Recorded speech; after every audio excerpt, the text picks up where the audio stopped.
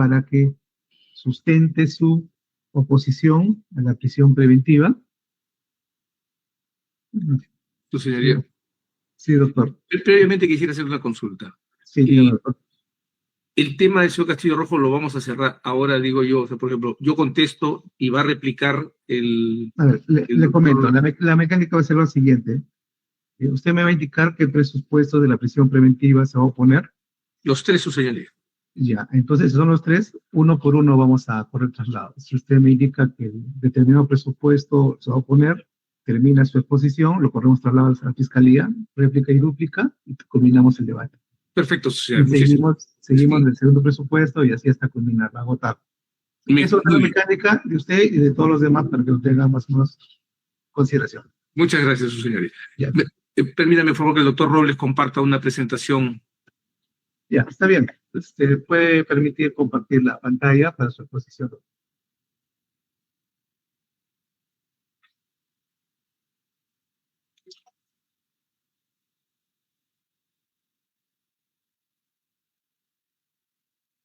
Doctor Robles, para que comparte el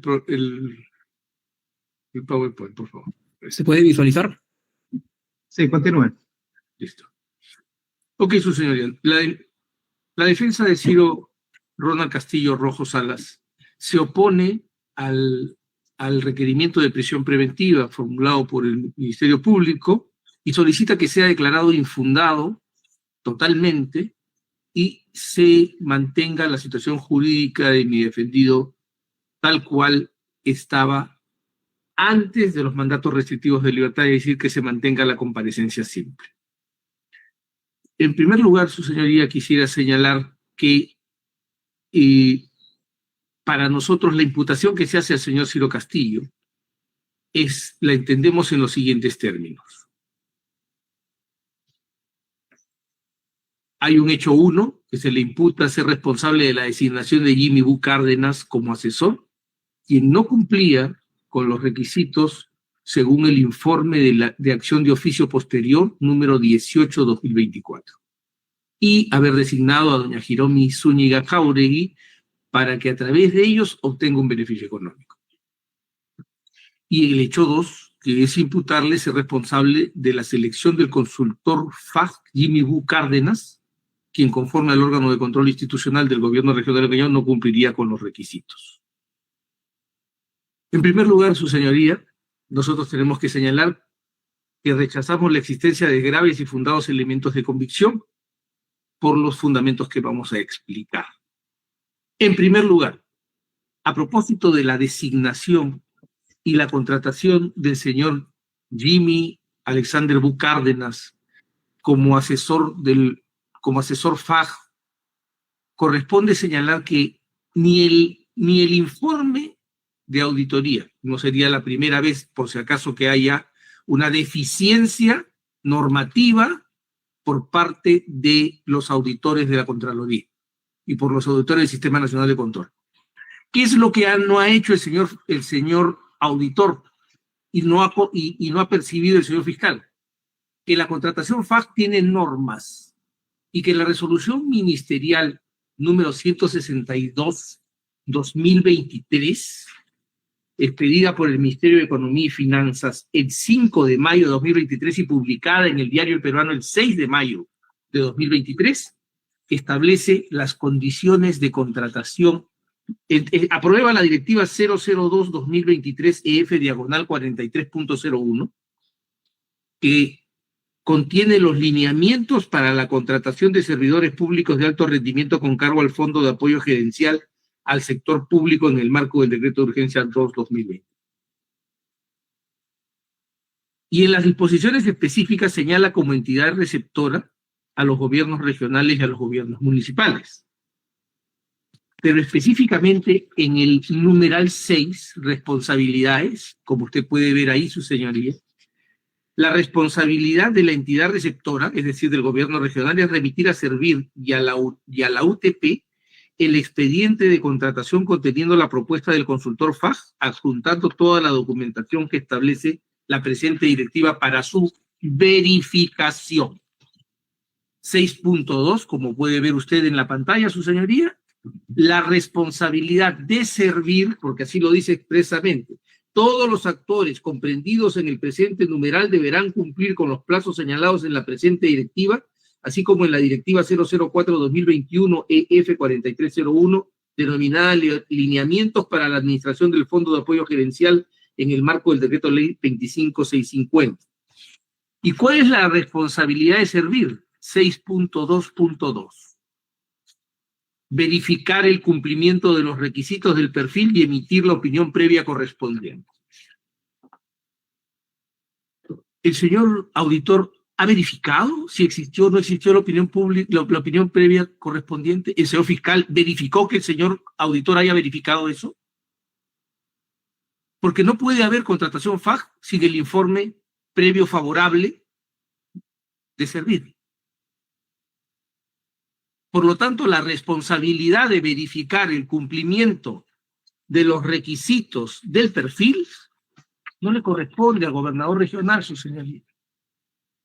Y si se quisiera aplicar la siguiente directiva que fue aprobada por la Resolución Ministerial 42-2024 EF/43, que aprobó la directiva 002-2024 EF/43.01, se va a encontrar exactamente que en el numeral 62621 la responsabilidad sobre el cumplimiento de los requisitos del perfil corresponde a las oficinas de recursos humanos o las que hagan sus veces en las entidades receptoras, porque ellas son responsables de la selección de cada servidor público de alto rendimiento, por lo que verifique el cumplimiento de los requisitos mínimos con base en la información y documentación presentada para su contratación. Pero además mantiene la responsabilidad de servir en el numeral 632, que dice verifique el cumplimiento de los requisitos del perfil de puesto consignados en los términos de referencia del servicio en virtud de los documentos que la entidad receptora remita en el marco de los presentes lineamientos y cuando corresponda emite la opinión previa favorable para la contratación de los espacios.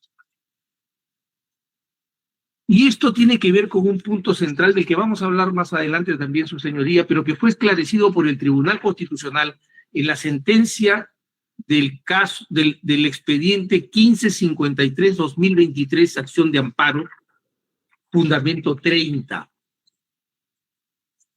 y que va a guardar relación con otros de los cargos, su señoría, que es el imputarle la responsabilidad de intervención indirecta en las 63 contrataciones que son objeto de cuestionamiento por el Ministerio Público. 30.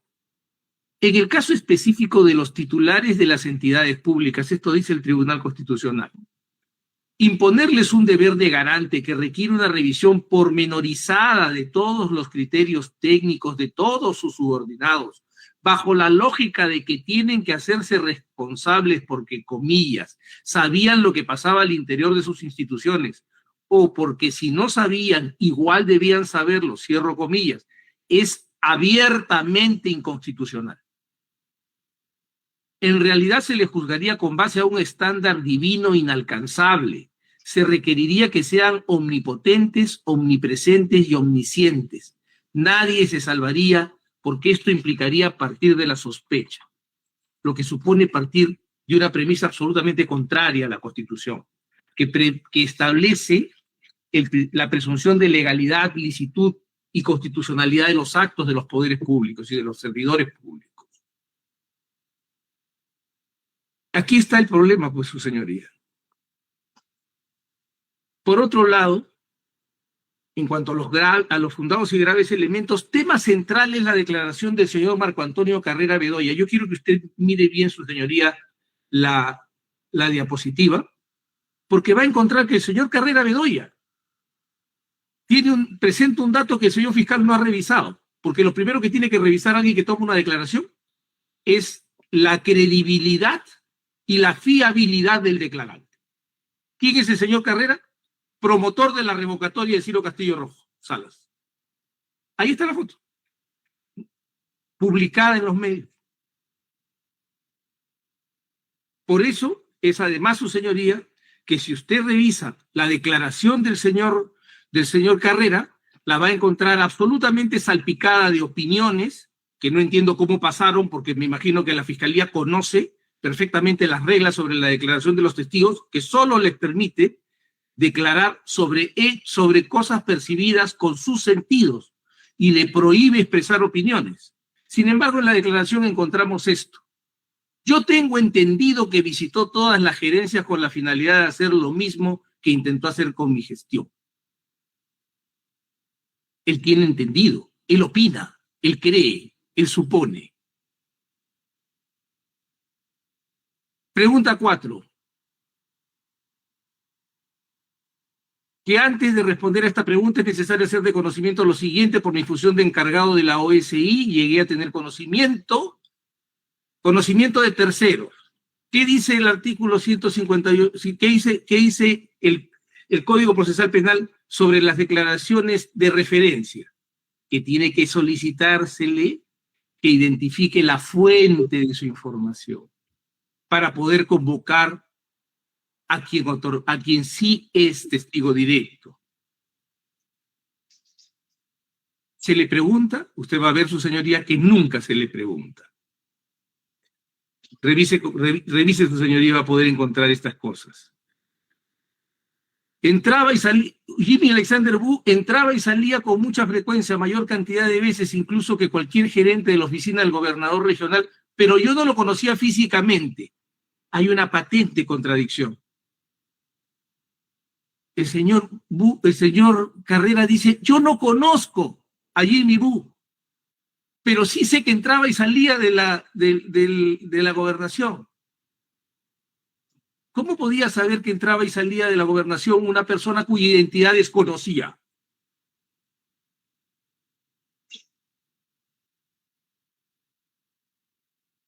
Pero hay más, su señoría. Seguidamente le pregunté, dime, Jimmy, ¿en qué te puedo servir? Es así que dicha persona con ínfulas o pretensiones. ¿Esa es una opinión? ¿Un juicio de valor? En algún momento va a encontrar usted, su señoría, un llamado de atención de parte del representante del Ministerio Público para decirle, señor, suprima sus opiniones y denos información objetiva. No lo va a encontrar. De estar por encima de mi cargo por su confianza y cercanía con el gobernador, inició sus palabras dándome disposiciones y mencionando nombres exactos de trabajadores de mi gerencia.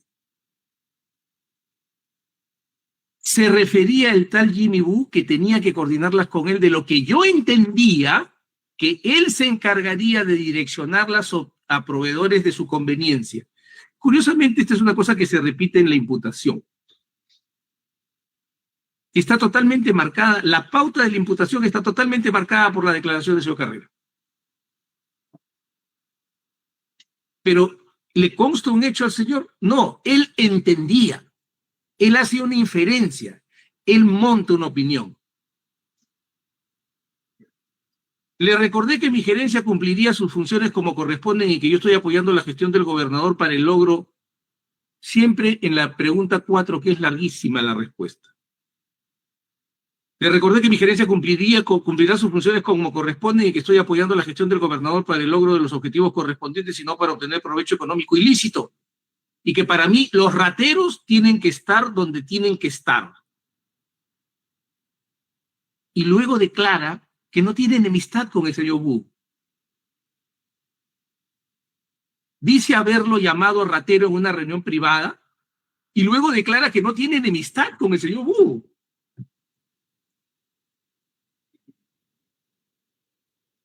Me imagino que es muy fiable la declaración del promotor de la revocatoria de mi defendido.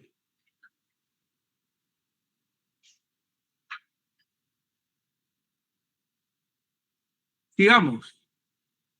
Con lo cual le demostré al gobernador que dicha persona, Jimmy Wu, en primer lugar no cumplía con el perfil para ser un asesor FAC y en segundo lugar que estaba imposibilitado de ser funcionario por tener vínculos contractuales con el propio gobierno regional a través de sus empresas que las tiene a nombre de terceras personas. Muchos de ellos familiares de él, al percibir una reacción inesperada del gobernador, solo concluí solicitándole que lo analice, puesto que podría tener problemas en su gestión. está toda esa información puesta acá. ¿Alguien le ha pedido que acredite esos hechos?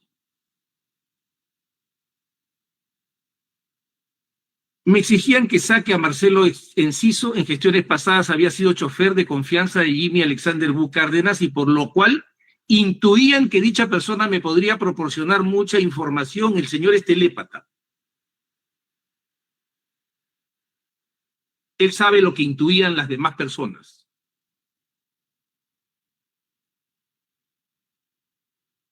Esta es la declaración base de esta imputación. Lo cual le ocurrió, me podía proporcionar mucha información de Jimmy Bú, lo cual ocurrió dándome información sobre muchos movimientos de dinero que realizaba dicha persona y muchas visitas para depósitos y extracciones de dinero de varias entidades bancarias. ¿Alguien ha verificado eso? En el requerimiento, ¿encuentra usted datos que verifican ese dicho, señor Carrera? ¿Está ofrecido entre los 100 y pico elementos de convicción? Entonces se ha tomado una declaración de un manifiesto enemigo político de mi defendido y se la ha presentado como la declaración de un testigo imparcial.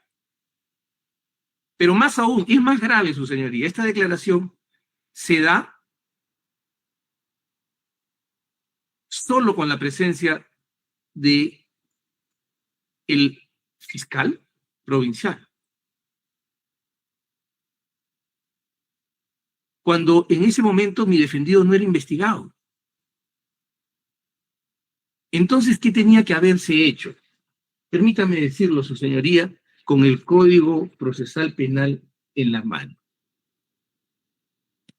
El artículo 80, que es un artículo que suele olvidarse con facilidad, del Código Procesal Penal dice así. Artículo 80 de Derecho a la Defensa Técnica. El Servicio Nacional de la Defensa de Oficio a cargo del Ministerio de Justicia proveerá la defensa gratuita a todos aquellos que dentro del proceso penal por sus escasos recursos no puedan designar abogado defensor de su elección. O cuando resulte indispensable el nombramiento de un abogado defensor de oficio para garantizar la legalidad de una diligencia y el debido proceso. ¿Contra quién era esta investigación en ese momento, su señoría? El señor fiscal le puede decir, contra los que resulten responsables. Y se iba a hablar de personas que no iban a poder defenderse. No pudo llamarse un defensor público como sí lo hizo diligentemente el doctor González para el allanamiento. De tal manera que hubiera un contrainterrogatorio a este señor. Se garantizó, como dice el Código Procesal Penal, el derecho de defensa y el debido proceso en esta toma de declaración. ¿Es válida esta declaración?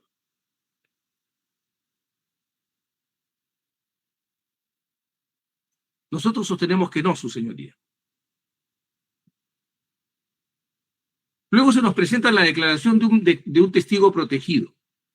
Pero resulta que la Sala Penal Permanente de la Corte Suprema en la Casación 1294-2021 ex santa, o sea, no es una casación reciente, establece que en lo concerniente a los testigos con identidad reservada se tiene lo siguiente. Estos testigos están plenamente asentados en el ordenamiento procesal penal como una exigencia de un lado de la necesidad de protección de su integridad, que es un deber del Estado, y del otro del deber de los ciudadanos de colaboración por la justicia.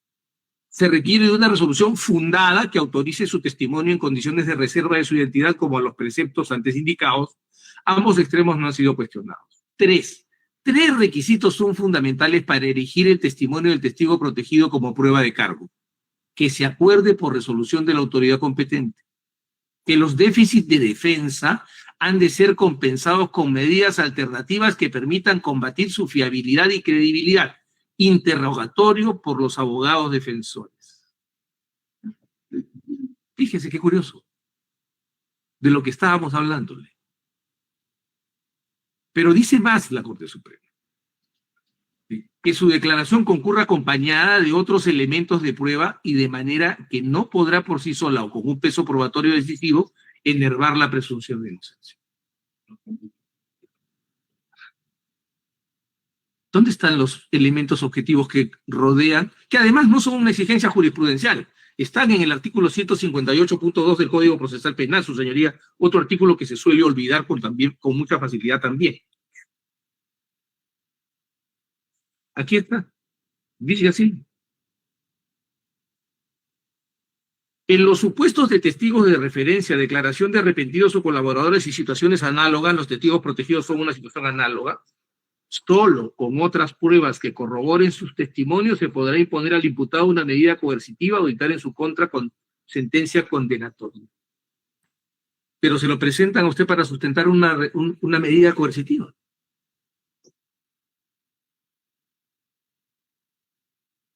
Por eso decimos que no hay elementos, no hay fundados ni graves elementos de convicción para dictar una medida de prisión preventiva.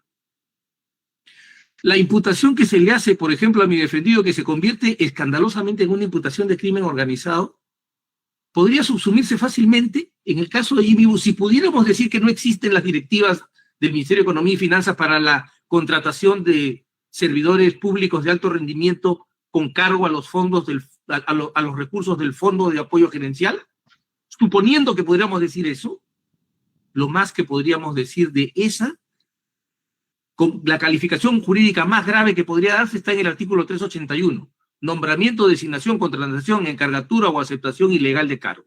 El funcionario público que nombra, designa, contrata o encarga a persona con quien no concurren los requisitos legales para un cargo público será reprimido con pena privativa de libertad no menor de 2 ni mayor de 4 años. Pero claro, si yo agrego la coletilla de que lo hace como jefe de una organización criminal, este delito, que es un delito leve, se convierte en un delito grave.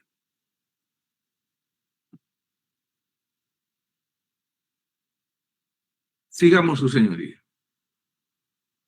Se ha dicho además, y lo ha dicho con gran énfasis el señor representante del Ministerio Público, que Jimmy Boo es aportante a la campaña del señor Ciro Castillo.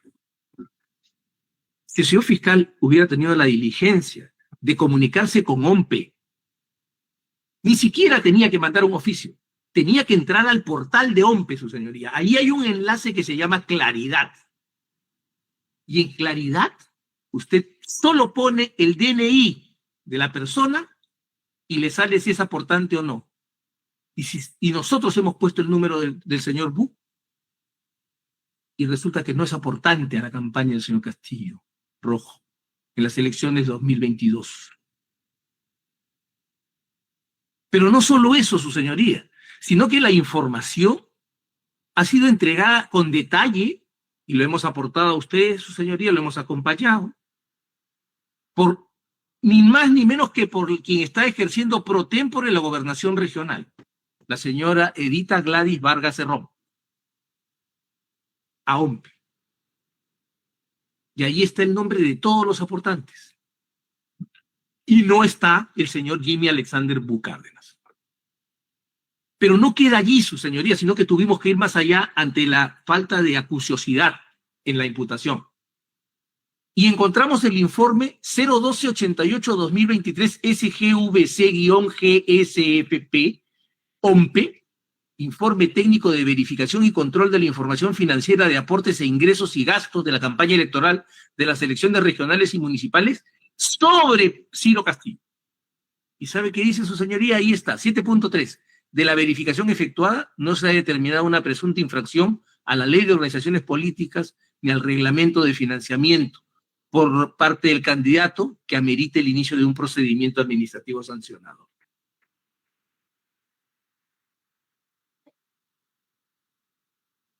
Por lo tanto, la versión que ha dado, porque esta versión surge del señor Carrera. En su declaración, el señor Carrera dice, porque aportó en la campaña, y el Ministerio Público lo repite como si fuera santa palabra.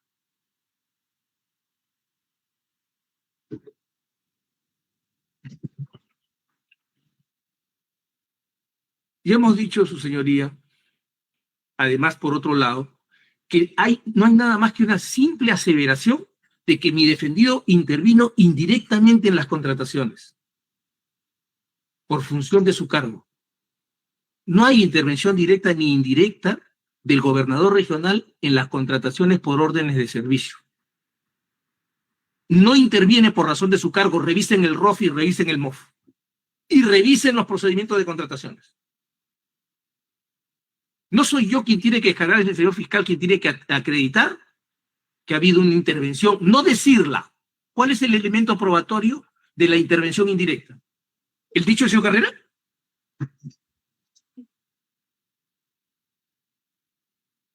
¿Cuál es el elemento objetivo? ¿Dónde está la comunicación? ¿Dónde está el escrito?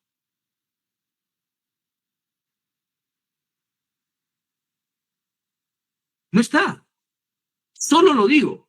Y coloco una situación de gravedad. Entonces, como él intervino indirectamente en una serie de contrataciones que alcanzan determinada suma, es el jefe de la organización criminal y tiene que ir a la cárcel 36 meses. ¿Dato objetivo? Dato objetivo ninguno, su señoría. Una contratación de funcionarios que si alguna responsabilidad hay en el tema FAJ es el caso es responsabilidad de servir.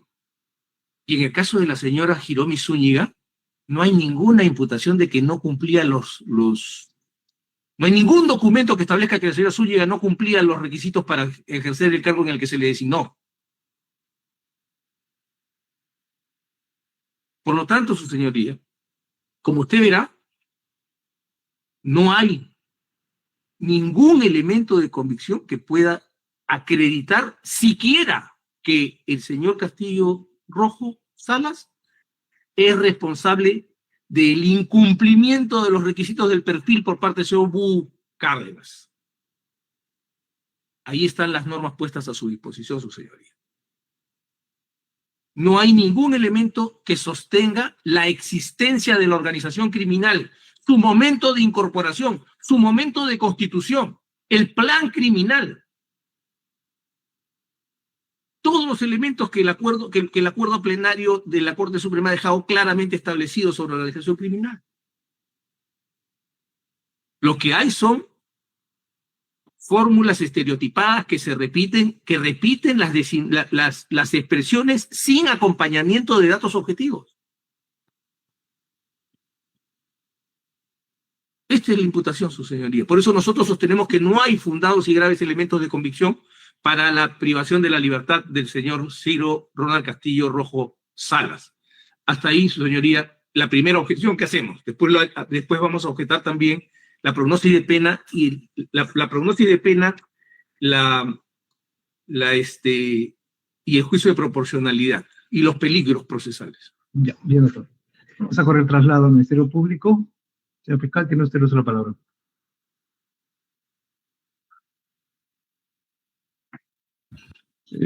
Bueno, señor juez, habiendo escuchado lo expuesto por la defensa, precisar lo siguiente.